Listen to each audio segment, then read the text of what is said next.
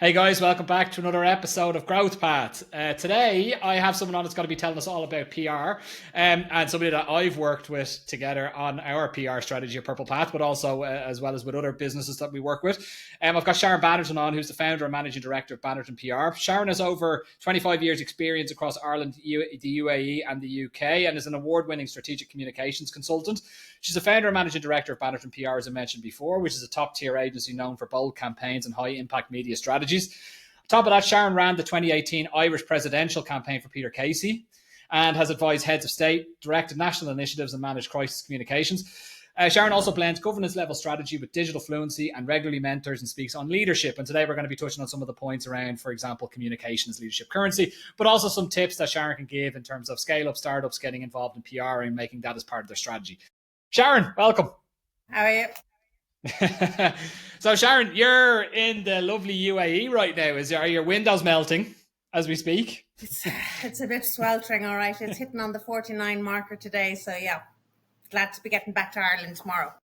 For our American friends, that's 49 degrees Celsius, not 49 degrees Fahrenheit. So it's very hot. It's very, very hot, basically. So, so Sharon, let's dig into just general PR, right? So we spoke just before this call around. We typically work with scale ups. So scale ups that are in the tech space.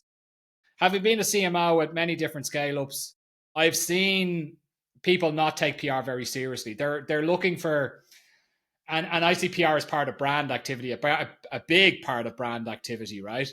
And a lot of people they want to see a almost like a transactional type of marketing plan whereby they're only looking for leads. I spend $1 here, I get one lead back. And PR as well as brand doesn't work that way. But it is something that you need to invest in. And the problem is people typically don't know where to start. They then need to go with oftentimes an expensive agency that they feel as though maybe it's expensive for them, but for the agency is not a huge amount of money coming into them. And there's this like mismatch, and people don't know how to manage the agency as well, right? Yeah. Can you give us some like tips in terms of CMOs that are looking to get into PR and looking to use it as a tool in their marketing kit, let's say? How do you get started even? Well, first I need to go back, Andy, to I actually in the last couple of years qualified as a chartered director, and I did that for a reason, not to go and join boards or anything. I have enough going on, but for me to understand at board level, their thought process of the difference between marketing and PR, and do they actually understand it, or is it at that level? And what I learned, and you would know this more than I, Andy, is that it's kind of boxed in under marketing and sales. That's just like everything is shoved in there, and it's like the redheaded cousin, we'll throw a bit of PR into it. Well, actually, as I said, marketing and PR are fundamentally different. So marketing is what you say, and then what you say about yourself and your company and its products, and PR is what others think about you.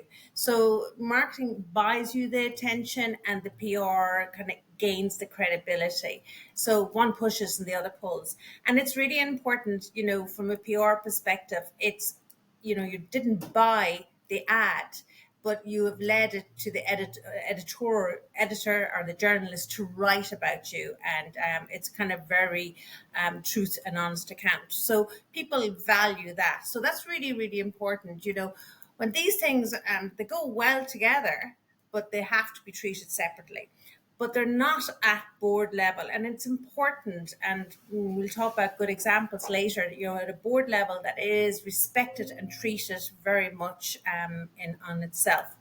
So with that, like PR from a tech world, even as a startup, it's how you want the company to be seen, how you want it to be positioned, its tone, its visibility, not from just a client or the shareholders or the investors, whatever, but also to engage with people that want to work with you and want to be part of. So like that is very important. If you took an ad out, it's dead, it's old news. You put it up and pay for it, even though like yourself and billboards and all the rest of it, they're one hit wonders, but they do their job very much so. But PR stays longer because as long as you have a strategy and it's like the platform. If you're going to build a house, you spend time on the base. making sure the foundations are solid, and the foundations of what you want to be, who you want to be, what you want to hear read about you, etc. Once that's built upon your strategy, then you capitalize on that and you stay true to form. Now, like anything, things change and your company has to adapt and all the rest of it. But it needs to be at that management level that it's agile enough that it can move with you. And the agency that you work with are very much hand in glove and are working on that strategy. But their job as well, like my job, is to see ahead. Like I am so submersed into news. Like people actually, a lot of my friends are just kind of go, geez, will you get your head out of it? But my job is to know what's going on. I'm on like a scooter going around and scouting everything, looking at world news, who's saying what and all the rest of it. And then you need to adapt accordingly and to be able to move like that. Do you find it so this is an obvious answer to this probably, or maybe not. Do you find it moving much more quickly now than ever before? If you take crisis management, for example, you normally always had maybe 24 hours, 48 hours to be able to reply. Now, if you got 30 minutes, you are very, very lucky. And all we have to do, if we want to go down that route, is talk about the kiss cam. Let's do it. Astronomer. Let's get into it. That one now it's very funny, that was never about the kiss, that wasn't the problem. The problem was the silence, the management after that. And the problem was what people were talking about. And, there was all different variations going on. Now, this is like the night itself, that was its own problem. But from the brand, astronomer, you have to see that. They didn't even know how to deal with it. They didn't have a strategy. So there was 2 resignations, but not straight away. As we know, the CEO stood down a couple of days later, and then it took a week or so for the HR to step down. So obviously they were trying to react. They didn't know what to do. So there was no plan in place. The board level didn't have a plan. There was no strategy for a crisis. And then, right or wrong, and some people love it, some people don't, the Gwyneth Paltrow. It was great, and it's a very much a Donald Trump strategy. Make them look that way, and that's what we all did while they were just fumbling along and trying to get the business up. It was a smart move, but it could have went one way or the other. They were lucky, as we say in our world, it landed, and it landed well. So let's take, for example, you're the person that's putting together the strategy for that. So this has been landed on your desk. You've got, as you said, minutes rather than days to react to this. What are you doing? The first thing is you address it. You take ownership. Like, you don't pause and try to get all the people together. Like a good management board level, you've already, the crisis management is in play. You have nominated 2-3 spokespeople. They are already media trained. So there's not going to be a microphone shoved under someone. They go, oh, like, you know how to react. You know how to address it. You get enough. You buy time by acknowledging the situation and confirming and saying, we are dealing with this and we'll revert back within X time. You have a holding statement, as we say. Then you address. And the most important thing in a crisis as well is to ensure that your internal communications is treated like your staff. Like, they're wondering, what the hell is going on? What's going to happen? We're going to lose our jobs. Is the company, la, la, la, la. So that they're communicated to, as well as then the process of what goes on the exit. Own the story. So I always, everyone knows me that works with me, I start conversations. I don't join them. So own it. Otherwise, other people will own it, take control of it, and start their own narratives, which did happen. Like, everybody had an interpretation of what actually happened on the night. Oh, there was loads of fake news stories floating around as well, and fake profiles created of people that were quitting because of XYZ. Mad stuff. The company, like Astrologer, like, they're going to be remembered, and it's a name that we'll all remember as good as, Coca-Cola and all the rest of it. But by association. And Coldplay won as well, by the way. They won hands down. Chris Martin is laughing all the way. It's a positive thing because it was a fun thing, and people will want to be on the Kiss Cam. But from a brand, it's by association. Do you want to be associated? Yes. There's no such thing as bad PR, as they say, but it depends on how you want to be presented. And I wouldn't like to be like by association with that. Yeah, no, it's a fair point. I've seen a lot of people speak about it in terms of search volume for Astronomer has gone through the roof, which is to be expected, right? And their traffic has, I don't know, quadrupled or whatever. So they've gotten onto people's radars, but as you said, for the wrong reasons, right? But the question is, will it convert? It's all very fine being on line of sight and everybody hearing about you, but the conversion rate, and that's the important one, do people kind of buy into their services and whatever, their software? But people are, like, I was the first person that went in. I went into LinkedIn, checked out who the management team is. I wanted to see more about them, but that's just nosiness. I'm curious. Do you think that they've now owned it? Now with the whole Gwyneth Paltrow thing, etc. Like, to me as an outsider looking in, it looks like they're owning it now. And I'm hearing as well in sales processes and everything that they're in, they're also just throwing it out there. Like, they're saying, this has happened, this is the story, this is where we're at. So it feels like a good level of ownership is there right now, right? Sorry. Yes, totally, absolutely. Gwen landed. It landed. Like, as I said, this could have went any which way. It was a high risk, but it landed. Gwyneth spoke on behalf of the 390 employees. Like, that was her opening line.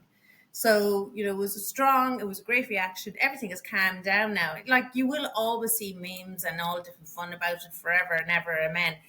But it's kind of moved on. The story has moved on. Now, from anyone who's going to college or anyone studying PR or even marketing or even graduate, it'll always be referenced as one of those what not to do or how to react, how a company should be prepared for that. And I think, that was the thing. Large, small, doesn't matter. Companies need to be prepared for a crisis. A crisis can come in any form. This was a social event. Did anyone think that it could actually have a big effect on the company that both worked for? There could have been two different companies at play here as well. Like, she could have worked for the competitor. You don't know. But for now, we know it was one company, the head of HR and the CEO and the situation. But there was no one ready for it. So the lesson is that all companies must have a crisis strategy management plan in place. And that, no matter how small, but it's somebody who's the mic, and not just one person, always have two or three ready.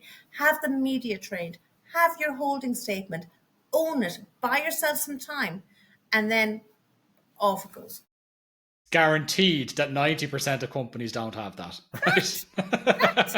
And you know something, the money that it costs them now, and between getting Gwyneth and all the PR time and all the rest of it, that could have been saved. Whereas if you had the plan, it would have kicked in.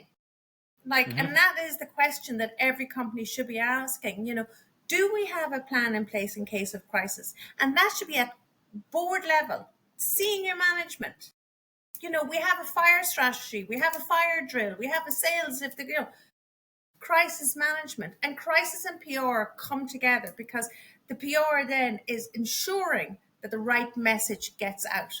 So my job, and anyone's job in PR, the first thing what we have to do when you set up, it's like a carpenter or anyone in the trade. My bag of tools is my relationship with the press.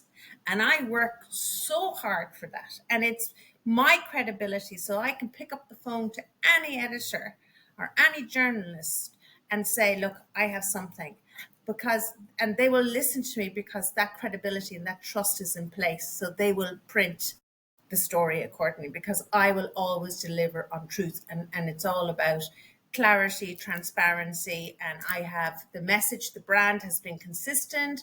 They've always delivered strong results. They've always been clear. We've worked very well with the business editor, or the political editor, or whoever. We've always supported them. So when the situation happens and we pick up the phone and ask for support, it'll be given. You're ready to go. On the same topic, but just a slightly different lane on it. Let's take, for example, something that's been bigger and bigger now as of late is personal brands. Now, so the CEO or the ex-CEO of Astronomer, his personal brand and also the head of HR or the director of HR, whatever position or title was, their personal brands are massively dented now. How do you come back from that? No, that that I think in this situation, it's not one that is going to happen overnight, because this is obviously they breached on trust and morals, infinity in what's the word, whatever the word, anyway, infidelity. Thank you. And that's a different kind of crossover. It's different if you just drop the ball in a situation, the shares dropped, but again, you worked hard and it happened, and you can build back up. But this is a different type of damage, and people don't forgive too easily. We have to remember the audience, and that is so important. Our audience changes every single day. And you have to be in tune. You have to have your ear to the ground. Sometimes I think certain presidents, are the world leaders, have lost sight of what's going on. You have to be aware that people, and more so now, are so used to fake news. They're so used to AI. They're so used to stuff being put in front of them through social media that they don't know what to believe anymore. So you have to keep it at base level and keep it authentic, keep it transparent. Speak to them not with jargon. If you're talking to tech on tech, fair enough. But my father always said, assume that no one understands what you're saying. Just assume. So 80% of anything you should do is educate. Even if you're talking to your peers, educate, because a lot of people are great noddies. They go, oh, yeah, because they're afraid to say, I don't actually understand what you're saying. Educate, and then the 20% is the sale and moving forward. So, I just think that their brand is, it'll be a while. It'll be a long time before they'll be brought back into platform, but you have to remember your audience. And also, if they do a bit of charity work, a bit of mea culpas, and I'm sure they'll be fine, like us all in the end. There's a big rebuild that needs to be happening there, but yeah. And I wouldn't like to be owning it. For sure. No, for sure. I, as you said, ran the presidential campaign back in 2018 in Ireland for a lovely man. People judged him. His name was Peter Casey. I remember getting the phone call. It was in August 2018. I won't say I have zero interest in politics, but I never really ran a political campaign, presidential campaign before. But we set and we made a plan, and he was very passionate. And I think, he came in a bit late in the game, but we were up against the sitting president and numerous other people. But he came second. And he came second because the reason is he said things that people were afraid to say. He brought out topics that people spoke in whispers in the shadows about, but were afraid to talk about it. So I think, some people, he got an awful, certain cohort again in media and certain competitors, all the rest of it, they gave him an awful time. And I got it as well. My social media got attacked.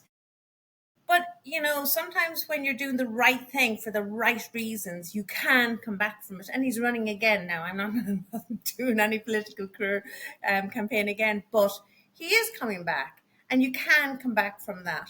But at the time, since 2018 to where we are now, people have changed. We're now a bit even more open. We're open to more kind of discussions that are normally kind of held in the secret corridors or whatever.